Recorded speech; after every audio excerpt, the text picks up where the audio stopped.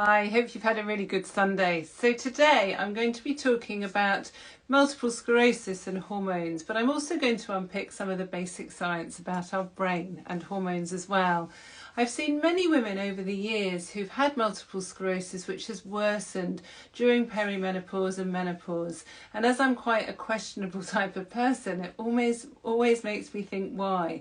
Now, I did a neurology job many years ago, actually in 1994, and then I did some neurology again in 1996 as a junior doctor, and I saw lots of women with multiple sclerosis who were normally in their 40s coming in for quite invasive treatments or investigations as well. And I'm sure you can guess what I'm going to say, that I never once asked them about their periods. I didn't even think about hormones at all, and I didn't think about the effect of hormones on our brains, because back then I was like lots of people, just thought that the menopause was flushes and sweats, didn't understand the role of hormones in our brains. So I'm going to just unpick some of the basic physiology about the brain, and then I'll segue into multiple sclerosis. So I hope that will make sense really more. So I found this picture which I'll try and put on my story after, but it's basically showing a difference between men and women in their immune response. Now, some of you might know I've got a first-class pathology degree that I did as an extra degree at Manchester University, and a lot of what we did was look at the immune response, look at the role of some cells called macrophages, which are like sort of goblet cells. They gobble up anything that's not needed in the body. So usually that's infection that they'll gobble up, but they'll also produce some cytokines, some chemicals that actually help to kill anything that isn't good. So they're very anti-inflammatory. They reduce inflammation. So not just help with infections, but help reduce inflammation throughout our body. Now, the macrophages can be primed to become anti-inflammatory, which is what we want. But if they're primed in the wrong conditions, they can be pro-inflammatory, so they can increase inflammation in the body, which is not good. And so one of the big differences here, you'll see there's some pictures of cells here, and it talks about natural killer cells, which are cells that kill things that you don't want in your body. And so men have a lower risk of autoimmune diseases. This is of all ages, and women have a greater risk. And it's partly due to the way our immune cells work, including our natural killer cells. Then we also talks about macrophages, and there's an arrow up. So macrophages work well in women. But then actually they also change, so the function change depending on estradiol levels. And I've said it before, when women have a lot of estradiol, so the anti-inflammatory estrogen in their bodies, it primes the macrophages and the other immune cells, so it can actually genetically reprogram them, can increase the way that they function, increase the level of the cytokines, these chemicals that are produced. But during perimenopause, hormone levels fluctuate and reduce. During menopause, unless we take HRT, our estradiol levels are low forever. So when we have low estradiol levels, it primes our macrophages to become pro-inflammatory. And it's thought this is why some of the differences that women are more likely to have autoimmune diseases. So this is just quite useful when you look at gender differences in autoimmune diseases. Now, I've already said before that our oestradiol and progesterone and testosterone are very important in our brain for lots of reasons, but they also are produced in our brain as well, and they stimulate different cells in our brain, which is important for our brains to function and to protect our brain, but also when we're thinking about diseases such as multiple sclerosis. Now, this is another picture that's quite busy, and I'll try and put it onto my story. But in the middle, it's got 17 beta estradiol, which is a natural estrogen. This red thing is a blood vessel. So we've got blood vessels all in our brain going to every single cell in our body. And these are different types of cells in our body. So this is an astrocyte, this is a neuron, which is a nerve, and this is a microglia. So they're just different cells in our brain, but they all respond. You've got arrows going down, I don't know if you can see, they all respond to estradiol in a very beneficial ways. And even in this this astrocyte, you'll see there's some genetic material, so some DNA, and it's showing that it can change the way that our genes work, as well as there's a whole cascade of reactions that occur in the cells, which I've mentioned before. And then you've got the nerve cells, and then you've got this long thing coming out. So these are our nerve fibres that go to all our muscles and our joints and our skin. They innervate everywhere throughout our body. And these nerve cells are insulated, if you like, by something called myelin. Some of you might have heard of a myelin sheath. So it makes the conduction of signals from our brain down the nerves to be very fast. Because if I put my hand on a hot, in some hot water, I want to remove my hand very quickly. So I want that nerve impulse to be very, very fast from my brain to the end of my finger. And so the myelin sheath is really important for that. And this is important when we think about multiple sclerosis, and I'll explain more in a minute. And then this picture I have shown before. This is an astrocyte again, but it's got all these different areas in which estrogen works. So it talks about improving neuroprotection. So there are chemicals that protect the nerve fibres in the presence of estrogen. It talks about reducing edema, which is swelling. If you have swelling in the cells or the brain, not going to work as well. Also reduces oxidative stress, which is really important, which can be linked with mitochondrial function, which I've talked about before. And you'll see at the bottom of here is another blood vessel, because that's where we get all our nutrients from, including our estrogen as well. So our nerve cells, our brains, are a lot happier when we've got estrogen and progesterone and testosterone in them. Of course, the brain can adapt. So our brain will still work if we don't have these hormones. It will work differently. Some people think, well, that's great, we're just thinking and working differently. Many of us can't function without our hormones. And I know if I wasn't having hormones, of course I would be fine, but I wouldn't be able to work as a doctor, I wouldn't be able to read novels, I wouldn't be able to read academic papers. I probably would be very, very different in the way that I think, because I was really struggling remembering and thinking. So yes, I could go down to second gear, but I really don't want to go to second gear. I want to stay in fifth gear, if that makes sense. So obviously I've chosen to take hormones, but one of them is to help keep my brain active. This is a picture that I just got from the internet, and Lisa Mosconi, the great neuroscientist from America, has shown similar pictures, but you can Google it if you just put estrogen in the brain.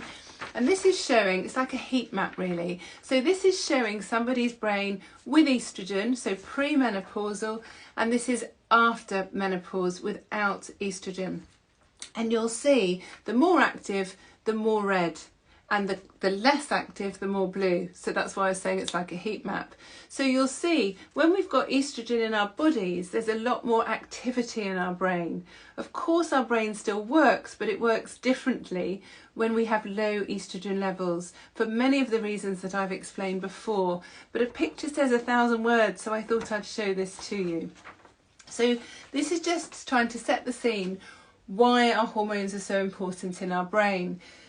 Now, there's not much evidence about multiple sclerosis and our hormones, and that's because it's not been researched well, like so much in menopause. There's been very little funding and there's very little research, and very few teams actually that are really interested, especially when in the brain function due to our hormones. It seems absolutely ridiculous.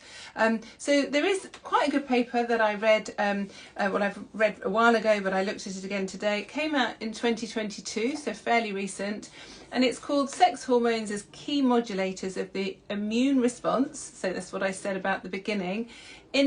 So it's just a paper that goes through everything, but there are some bits that I think are really important to share, and I will share some of the paper with you. But it does say, this is the abstract, so the abstract is like a summary of the paper, so if you haven't got much time you can always read the abstract. But it does say that there are lots of autoimmune diseases, including multiple sclerosis, that are involved in immune responses. And it does say that there is a correlation being identified between sex hormones and multiple sclerosis sclerosis clinical activity. And it says the combination of disease-modifying therapies with estrogen may help protect myelin repair and should be an important strategy for MS treatment in the future. It also talks about testosterone as well, and it says that men and women with multiple sclerosis have lower testosterone levels compared to healthy controls.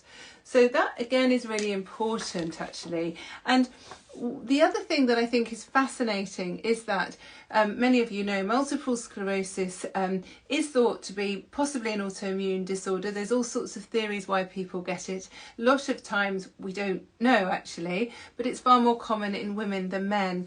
And there are certain times when it is exacerbated, so symptoms can often get worse. It can often get worse throughout the cycle, so some people find that they feel they have worsening symptoms before their periods. But also there's a lot of reports to say that women with multiple sclerosis, their symptoms really improve, especially in the later stages of pregnancy. In the later stages of pregnancy, hormone levels are very, very high. And if I put it in context, on average, it's only an average because again, really good studies haven't been done, but oestradiol levels in pregnancy can be as high as about 65,000. During a menstrual cycle, hormone levels can fluctuate between 250 and 1,000. So they are a lot of times higher than normal. And if you've got high levels and you feel better, of course there might be other reasons as well, but it's likely some of it to be due to the huge amount of estrogen, but also progesterone in the brain. And so it's interesting that people with multiple sclerosis often feel a lot better when they are pregnant. And there is a case series of women who are menopausal that's been written up. It was just an online survey asking people who had a multiple sclerosis, did your symptoms worsen when you were menopausal? And the vast majority said yes. And there's lots of people saying that their muscle spasm had worsened, their muscle strength, their cognition, their memory, or their sleep. Lots of symptoms that had been attributed to MS had worsened during menopause. And it's very difficult, as I've said before, if someone has a disorder, how much is related to the disorder worsening and how much is related to menopause, especially when the symptoms overlap. And it can often be very difficult to know. And certainly there isn't a test that's easy to see that MS is worsening. And there, as you know, there isn't a good hormone test to show that symptoms are definitely due to changing or lower hormone levels. So often it's a clinical assessment. But when I've spoken to many neurologists who specialise in multiple sclerosis, very few of them understand menopause, and I haven't still met a neurologist who's very confident in prescribing HRT and testosterone to women. So women are falling through the gap again when it comes to neurological disorders. And so many women I see and have spoken to with multiple sclerosis are having to change their treatment. They've been put on biological agents without anyone thinking about could it be related to their hormones. And that's a really crucially important thing. We know there are more benefits than risks of taking body identical hormones, but we know there are a lot of benefits, especially for our brain function as well. The other thing that's really important is this myelin sheath that I spoke about, this sheath that protects the nerves, if you like, that sends the signals down. Actually can estradiol and testosterone can regenerate myelin. Actually it can help myelin form. So it's no surprise in this paper that people with multiple sclerosis, men and women, have lower testosterone levels, and so if you read that testosterone can help rebuild the myelin sheath, wouldn't it make sense that testosterone could be a therapeutic treatment for some people? Very little evidence again in women. I did find a study looking in mice, and lots of in medicine, lots of times mice are used first as preclinical studies before they go testing on people, and they found that myelin actually the volume of myelin was increased by 27% when mice were given estradiol. That's a lot, 27%. But also there was a 46% increase in the length of myelin as well when mice were given oestradiol, which again makes biological sense as well. Now, we need myelin whether we've got multiple sclerosis or not, so this is important for all of us. We want to keep our nerve function as healthy as possible, so anything that's going to rebuild myelin has got to be good. So thinking about people with a peripheral neuropathy, people who have other neurodegenerative disorders, having our hormones in check can be really important. So it's all our hormones, oestradiol, progesterone and testosterone. But when we think about multiple sclerosis, it can be, or possibly can be for some patients, that their so-called deterioration of their multiple sclerosis, some of it might in part be due to their menopause or perimenopause. So if you yourself have multiple sclerosis or you know someone that does, it might be worth them seeing someone who really understands hormones, who can really optimize the dose and type for that individual person. I've seen quite a few people with multiple sclerosis who are in wheelchairs or use walking sticks or frames, and they've been told because of their reduced reduced mobility, then they can't have HRT because of the risk of clot. It's absolutely not true at all. And as I've said before, women who take body identical hormones, so estrogen through the skin as a patch, gel or spray, or with a natural progesterone and testosterone as a cream or gel, there is no increased risk of clot. So having multiple sclerosis is not a contraindication for HRT. Some of the drugs and medications used for MS do not interfere with body identical hormones as well. So it is really important that people know that there are different types of HRT, but there are many benefits, including benefits for women with multiple sclerosis. We also know that actually hot flushes can worsen multiple sclerosis. And I was taught this many years ago. If women with multiple sclerosis have a hot bath or a warm shower, their multiple sclerosis symptoms can get worse. And obviously hot flushes, no surprise, can worsen them as well. But I do think some of it is not just the hot flushes that are causing it, it's the changes of hormones in our brain that are triggering a hot flush that are also triggering these changes in our brain function. So we don't want to be hoodwinked to think, well, if we stop the hot flushes, then the symptoms won't worsen. We have to think more deep down what's going on in a pathophysiological way. Actually, without the hormones, there's more inflammation in the brain, there's less blood supply to the brain, there's less energy being used in the brain, there's all these cell processes that aren't working properly in the brain as well. And like I've said, there's less myelin too. So lots of reasons why hormones can be beneficial. And we have to remember as well that you don't have to wait to be menopausal to consider starting hormone replacement therapy. Actually, studies have shown the earlier the better for future health, especially when it's looking at cardiovascular disease. So women who are perimenopausal, still having periods, might be able to be considered for HRT. And also increasingly, as I've said before, I see a lot of women who are testosterone deficient before they're estradiol deficient.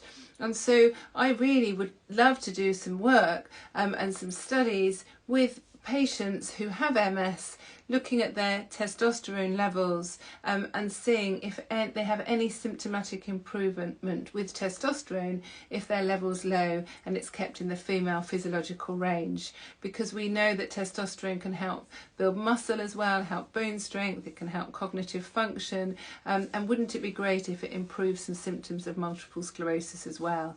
It's very cheap, it's easy to administer and has far less side effects and potential risks than some of the biological agents that are used to treat multiple sclerosis. The other thing, thinking about patients with multiple sclerosis, is a lot of them have urinary symptoms. A lot of them will have recurrent urinary tract infections. Sometimes they have bladder problems, the way the nerve supply to the bladder isn't working quite so well. So they might have some incontinence, they might have some stress or urge incontinence, they might have incomplete bladder emptying as well. Sometimes they have to have a catheter indwelling. So many people with multiple sclerosis sclerosis and bladder problems can find it very difficult to optimise their treatment. And we used to see a lot of patients coming into the hospital with awful urinary symptoms. And again, I didn't think about hormones. So we need to remember that vaginal hormones are very safe. So when you're talking about vaginal hormones, this is either estrogen as a vaginal tablet, there's a vaginal pessary, there's vaginal gel, there's vaginal cream, and also there's progesterone as well, which is actually vaginal DHEA, which converts to estrogen and testosterone in the vagina, but the bladder is next to the vagina, so anything that goes in the vagina will seep through into the bladder. It will also work on the urethra, the tube we wee out of, and also our pelvic floor muscles as well. And I have done a whole Instagram live about genitourinary syndrome, and it's on my YouTube, and it's worth looking at that if you have any bladder symptoms at all. But certainly if you have MS and your bladder is playing up and you're not responding, then I would certainly think, even if you don't need systemic HRT, if you're having regular periods maybe and these symptoms are just starting, I would always consider having vaginal hormones. There's lots of people who are young who would benefit from vaginal hormones, whether they've got MS or not, and we need to be more proactive. So many times when I look back in general practice, I was waiting for a problem to worsen. I was sending people off for investigations. I was waiting for things, results to come back, which is fine to try and get a definitive diagnosis. But actually, every day while you're waiting for that diagnosis, patients are still suffering. And so to have a treatment that's readily available, that's cheap, that's safe, that doesn't have any systemic effects or side effects, actually we should all be considering using local vaginal hormones. And certainly, as I've said before, I'll often give progesterone more first line because it's stimulating testosterone and estradiol, and in my clinical experience it has far better response to vaginal and urinary symptoms than just having estrogen, localized estrogen on its own. But that's my clinical experience. So it is worth thinking, certainly if you've been given something like Vagifem vaginal estrogen and it's not helping adequately, rather than thinking it's not a hormonal problem, think about whether you could have progesterone instead, which will stimulate the testosterone and the estradiol symptoms. So there's a lot to think about, lots of information, and I really want to reiterate that anyone who has got multiple sclerosis or a neurodegenerative condition, think about your hormones before you think that it could be a worsening of your disease. Of course, both things can happen in parallel, but it's certainly worth talking to someone to fully optimise systemic hormones and vaginal hormones rather than just blaming a deterioration in multiple sclerosis, because it can be very frightening and very unpredictable to have multiple sclerosis that's suddenly worsening, and trying to look to see if there's any other reason why it might be worsening. And when you understand the role of our hormones in our, not just our central nervous system, but our peripheral nervous system as well, then sometimes it's the penny drops and you realise why hormones are so important. And I've said many times before, and I'll say again, I really feel that the perimenopause and menopause should be thought of as a brain disorder. It's not related to our ovaries. The ovary is just the organ that produces these hormones, but so do other areas, and so does our brain as well.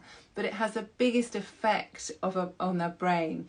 When we look at symptoms affecting women, the commonest symptoms are those affecting our brains as well. So anything that's going to help our brain function is really important for day-to-day living, as well as trying to protect our brain and keep it as healthy and active for as long as possible. So I hope that's been interesting. I wanted to try and broaden it so for as many people as possible could understand more about the role of our hormones and how important they are in our brain and our nervous system, and then make it a bit more relevant for people who have multiple sclerosis. So I will put some resources. We have got some information specifically for women with multiple sclerosis on our balance-menopause.com website. So we will put links to that. And what I'll try and do is upload some of these pictures later onto my story as well. And also this paper, I'll put a link to this paper. So those of you who are more interested in more information, then we can put that on as well. But I'm really hoping somehow people will consider doing some more research in multiple sclerosis and female hormones. I did a talk at the Royal College of Physicians, it was before COVID, so it must have been 3 or 4 years ago now, and really pleaded then for some research. Nothing's happened since. So I really hope maybe we can keep talking and allow more women to benefit from the potential role of hormones in our brains for those women with multiple sclerosis. We can't keep watching and listening to people suffer unnecessarily because they can't access hormones. So a lot of work we've got to do. Thanks for all your support and thanks for joining today. I'll upload this onto my Instagram and I look forward to seeing you next week, and I hope the sun is still shining next week as well. So enjoy the rest of your evening. Thank you.